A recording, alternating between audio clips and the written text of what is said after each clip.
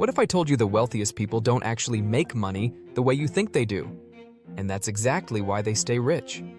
Most people believe the path to wealth is simple. Work more, earn more, save more. Your entire financial life revolves around income, your salary, your bonus, that monthly number hitting your account. But here's the problem. Income is one of the least efficient ways to build real wealth because it gets taxed heavily at every step. The ultra-wealthy play a completely different game. They don't focus on income.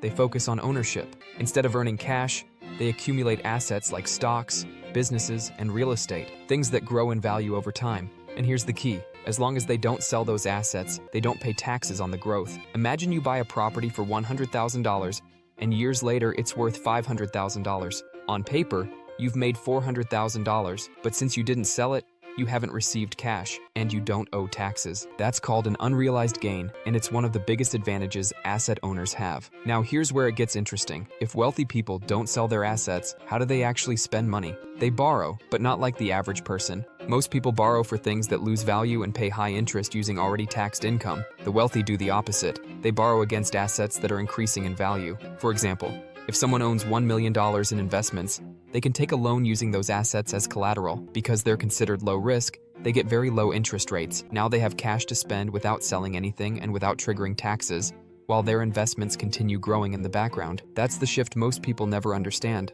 Regular people use debt to survive, while the wealthy use debt to stay rich. It all comes down to a simple strategy: buy, borrow, and hold. First, you buy assets that grow over time. Then you borrow against them when you need liquidity. And most importantly, you hold them long term, because the moment you sell, taxes come into play. This doesn't only apply to billionaires. You don't need millions to start thinking this way. You just need to start owning something. An index fund, a few quality stocks, anything with the potential to grow over time. The goal isn't to get rich overnight, but to shift from earning money to owning money. And if you're not sure where to begin, I've added a free simple stock screener in the description to help you find high-quality companies without overcomplicating things. Because at the end of the day, the real difference is simple.